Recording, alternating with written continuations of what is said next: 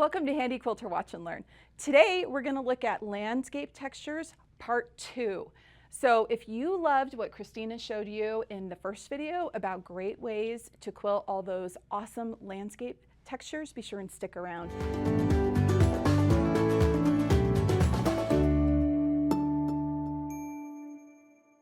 I'm Kim Sandberg and this is Kristina Whitney. And we're excited to do this today. Yes. We love quilting fun textures on quilts. And so we thought we'd do part 2 of landscape textures. Yeah, because we're not the only ones. No. There's lots of people out there, and there's lots that want to do it, but aren't quite confident yet. Yeah. But we have one of our coworkers, Yes. Ashley, did this quilt in the back, and let's take a closer look at it. This is such a fun quilt. So this was one, we did an educator challenge in 2021 actually. Our national educators, we made blocks and swapped. We all got the same fabric. And we had to come up with our own layout. And I know that Ashley had an inspiration quilt that she based this on. I'm sorry, I don't have information about that right now, but look at what a fun quilt she did.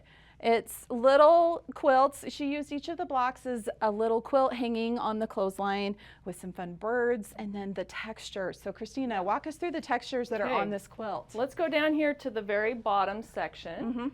Such a fun texture there for the bottom of the quilt. Then moving up, she did some stipple with some little bow ties in there. They're almost like kites, aren't they? Super fun. Moving up, she did her clouds. And I have to say, Ashley did a fantastic job on her clouds. They don't look like the fuzzy sheep that I did in part 1 of the landscape videos. I will second that. Good job, Ashley. And then moving up above that, she added some wind and some movement.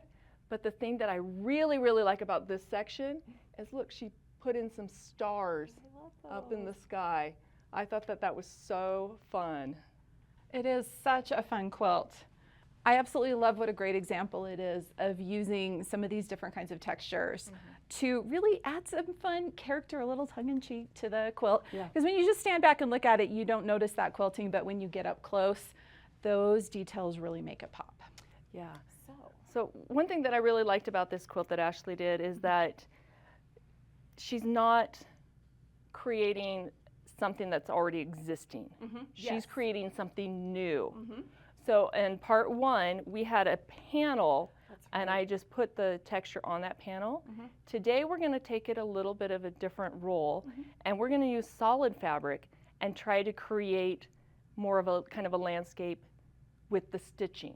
I love it. So using the negative space of the quilt like she did here. Exactly. And creating the design with the quilting, not echoing what's in the piecing or the printed fabric. Exactly. Love it. Okay. So we'll see how it goes. I might have some more fuzzy sheep. We'll see. Okay. So I want to start out with the sun. Okay. So we're going to go to the whiteboard, and I'm going to grab a marker here. So there's a couple ways that we can do our sun. You can just do like your straight rays, which to me can get a little boring sometimes. So I want to just adjust it a little bit, and I'm going to do wavy lines. Okay.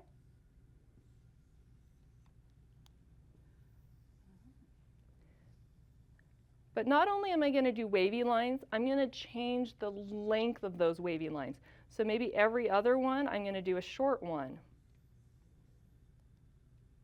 That's fun. It adds a little movement to the design. You could also do like your little half circle or quarter circle and add the rays off of there. And we're going to throw that marker away. Whee! I did test the markers before. There, that must have been the one I tested. Okay. So there are some different options there for making your sun. And again, you could do some wigglies, different lengths. Sometimes I even like to add different thread colors, or like a variegated thread that has yellows and not greens, reds, oranges, you know, that color scheme. Okay, so let's stitch it out. Yeah, let's do that. Which one should I stitch? I want you to do the second one you did, the wavy lines. Okay. It's kind of, I feel like it's kind of a combination of the two that you drew there. I have lost my handy pencil. Oh, there it is. Okay, so I'm going to pretend like this is my quilt here, and I'm going to put the sun up in this top corner because I'm going to kind of move my way across. Okay. And I probably drew that too short, but we'll have fun with it. Okay.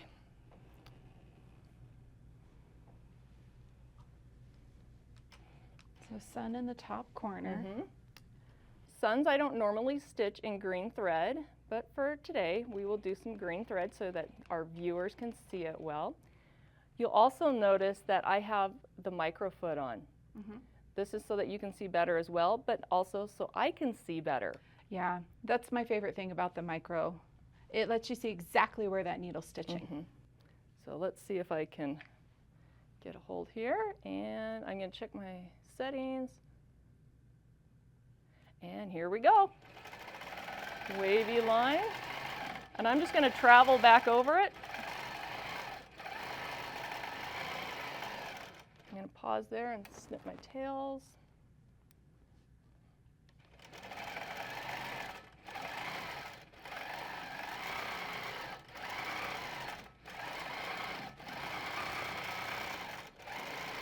I'm going to add some little ones in there. Little solar flare. And you'll notice I'm not being super picky about retracing my exact positioning. I like it. It actually gives it some movement. Definitely adds a little character to it. So there's my fun little sun. I like it. All right. Okay. Well, I'm going to draw on here real quick. I want to add a tree. Okay. So I'm going to do a big chunky tree.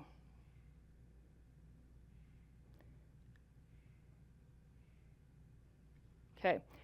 So this next texture that I want to do is filling in this tree. So I'm guessing we're doing wood grain. We are going to do wood grain. Okay, let's do wood grain. Back to the whiteboard. Okay, wood grain.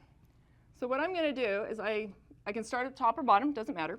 I'm going to kind of wavy down and come in and do sort of a spiral and come out and continue to wavy down. I'm going to stop, wavy up, just kind of echoing that, maybe add another spiral here, mimicking that wood knot. Maybe put one down here. And you don't have to put one in at each level. And let's say I wanted to add in more over here. I like that you're really filling in the space. Yep. Lots of movement. And I don't have to put in a knot. I can just do some little back and forth there to fill in empty spaces. I like it. That looks cool. Okay, I'm excited to see this stitched out. Yeah, me too. And Kim with the evil laugh. Now this is a fun one to do. Okay, I'm going to actually start at the bottom on this one. I can't go all the way down to where I drew because I'm out of my throat space. That's okay. They were just suggestions, right? Those lines? Yes, yes. Oh, I didn't mention the Handi pencil. It is an iron-off pencil. So when I'm done stitching, all of these markings I can iron off and they won't exist. So like you said, it's just an outline, just kind of giving me an area. I am going to actually stitch the outside just to give some dimension here.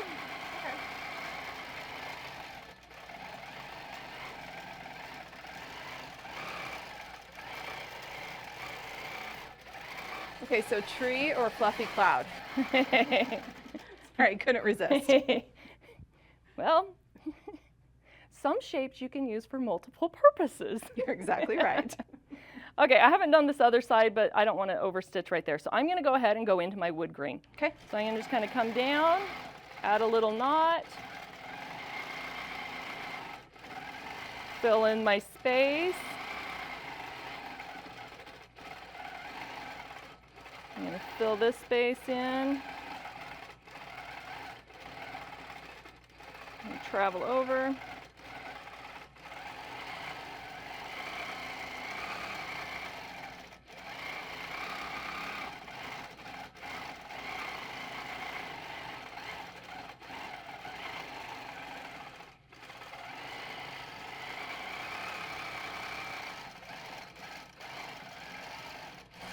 That is a naughty tree. Haha. And that is Kim's joke for the day. Ha ha ha. I'm just going to travel up the outside, I really like it though. do a little tie off, and there is my wood grain. You know what? I love the wood grain here. I've used it on quilts as like an all over design, and it's a really fun all over design to quilt too. And you can do it super dense or open. This one also can easily be changed to be fire. Right, yeah. So using those, like the flames almost, and just leaving out the knots, you can turn it into fire. So that's a whole nother design right there for you guys. Okay. So what's the next feature we're adding to our lovely mini quilt here? I should add some more texture to my sheep. Maybe some leaves? But I think I'll leave that for now. Okay. Okay, so it's sunny over here. We've got our tree.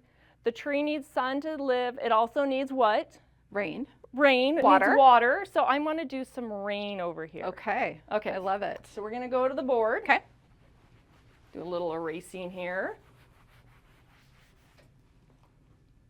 Okay. Rain. This is a fun, easy one. It's just straight line down, draw a little circle, and notice I came down, drew a full circle and a half. Continue down, full circle, half, down, full circle, half, down. So if I threw the challenge out there that I actually wanted those to be a teardrop shaped, like raindrop shaped. Let's see if I can even, would the raindrop be that way or? I think that way. That way? Okay, we're gonna come down. Oh, wait. You messed me up. I'm making Kristina try something new here. Okay, since I am doing my next line though, I will do the teardrop shape, or attempt to, but I wanna kind of offset them. I don't want the raindrop at the same space every time. Right. So I'm gonna start up here, and I'm gonna just do it like a shorter line, and then a teardrop shape, come down. Squeaky marker on top of everything else. Hey, at least it's writing. I totally agree. Okay, so I'm not spacing them perfectly. I want it to be organic. I don't want to worry about getting everything lined up perfectly. This is one that I want to just stitch out quickly. Okay. I feel like I'm drawing pears. Thanks for taking on the challenge I threw your way. It does look really cool though. And you know, I think the teardrop, it maybe helps you not be so worried about doing a perfect circle every time if somebody's having a little, just a little bit of a hang up maybe on that. Not that I'm talking from personal experience or anything. It looks really cool though. I like that. Okay, we're gonna stitch. Let's see it stitched out. And I'm going to just stitch whatever shape I happen to feel like stitching at that moment. Okay. Okay, so I'm going to start up in the sky, and I would probably want to add maybe some clouds for the rain to come out of. Okay, so I'm going to come down.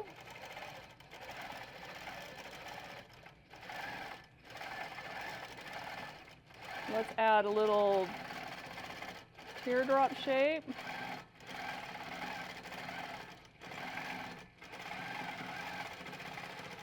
And I could continue all the way down if I wanted to, or I could do part way. Either way, I'll probably do a couple more here. Add a teardrop. I like that they're getting bigger as they're coming down, or at least it looks that way. I did not do that intentionally just to get it filled. Okay, now here's gonna be the tricky part. I don't normally do this, but we're gonna try it. Okay. I'm gonna go up. Ooh. So let's see if I can do it backwards. I don't know. This is going to be interesting. I might have to just do circles. Which is totally okay. I did kind of throw an extra challenge in there. Okay, look at you go. Oh wait, I'm supposed to be making them smaller as I get up higher, huh? There you go. Okay. Let's trim that thread. Okay, I really like that. And I'm going to pretend like that's the bottom of my cloud as I travel. Because of course that's where they fall from. Looks so good. Oh, I'm just entertaining myself here. As one does while they're quilting. At least you do have somebody to talk to in the room, though. Normally it's talking to yourself, right? Yeah. Oh, I could even do like some grass across as my travel line. Very nice. That's a lot of rain. Oh yeah. Okay, last row of rain. You know what? It's getting really cold. Okay. I'm just going to go ahead and move into our next one because Let's it is do getting it. really cold. Okay. And it's getting up higher in the sky, so we're going to turn it into some snow. Okay, so this is almost combining that original sun that you did. Yep. It's that same idea. I love it. I'm just making little snowflakes here.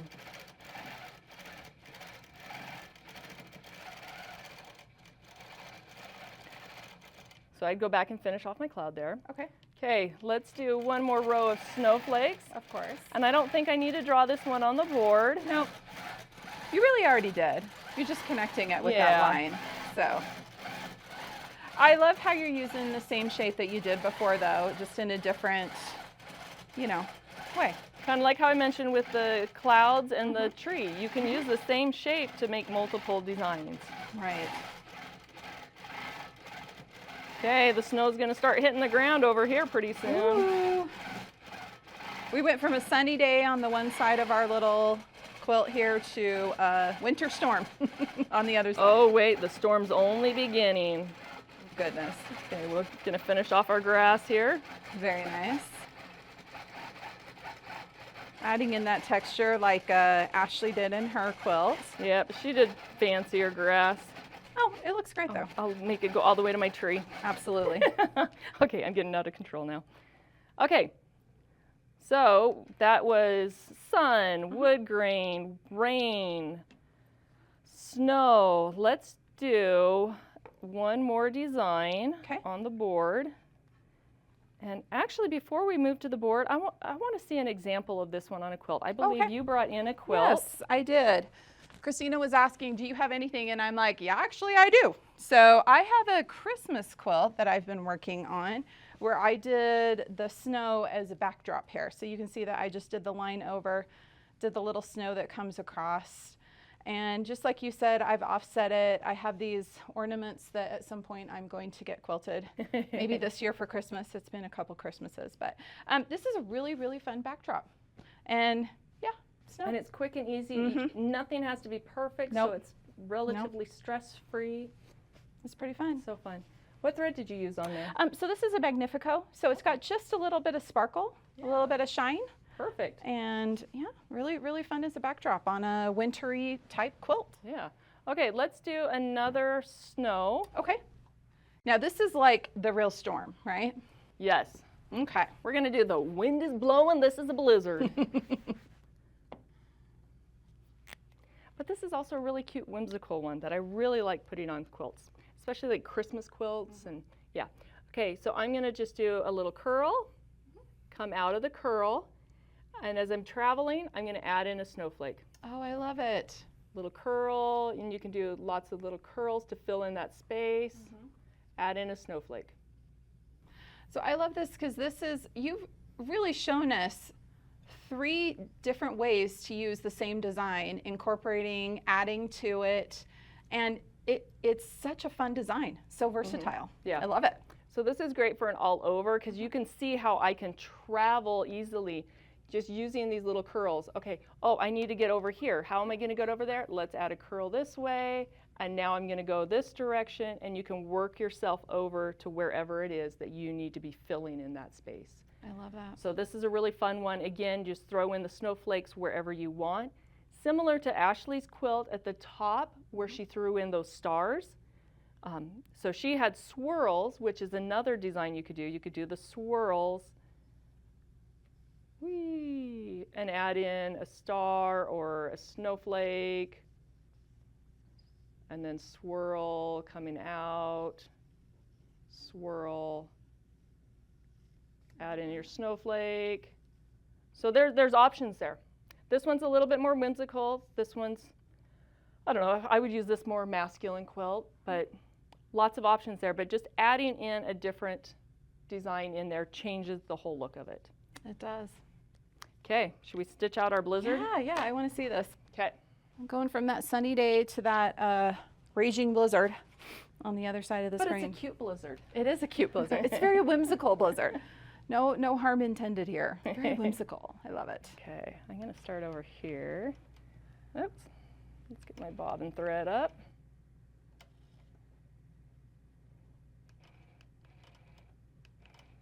And I'm going to just finish off my cloud. And again, that's as far back as I can go, so that's the end of my cloud. Okay, here we go for some whimsical snow blizzard.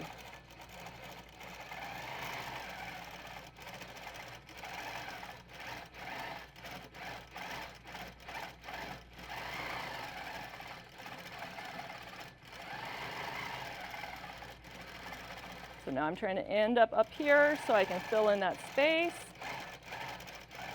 Well, that turned into more of a star than a snowflake, but that's okay. That's okay. Okay, and now I need to travel, so I'm going to change the direction of my curl. Add a snowflake up here.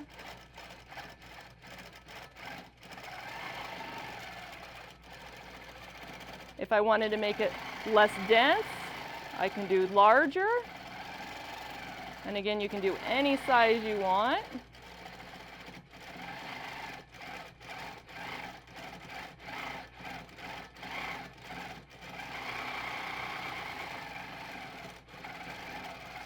I feel like there's only one thing that we need to add to this lovely little landscape quilt. What is that? A gnome. Uh-oh. Maybe we'll find one that we can like applique in there, but I'm looking at this going, don't we need a little gnome? You can draw the gnome and I'll trace it. Okay. Maybe we'll have Jacob Photoshop one in there for us. Yeah, like I can't even think of the shape of a gnome now that I'm on film. I'm totally teasing you, but I'm going. Okay, so not a gnome, but I can do something else. Here we go. Okay. So this is totally impromptu. Love it. Quilting with Kristina. You never know what you're going to end up with. Okay, I'm going to come down. Oops, sorry, I just clawed you. Down to the bottom here.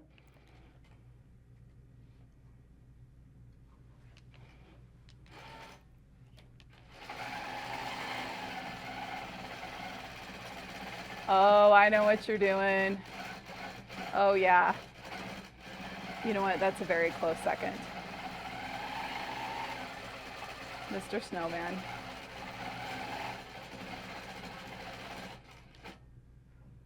Let's see. I don't want to break my thread again, but we got to get a nose on there and maybe some eyes. Oh, I just ruined my snowman. Oh, I think he looks cute. There we go. Okay, how much fun was that though? And I think that's kind of the point here, isn't it? We want to show how much fun it is to just play with designs and textures, to just add that little extra layer of fun to your quilt. Exactly. And even just a whole cloth, just playing around, getting familiar with those different shapes, seeing what you can do with them.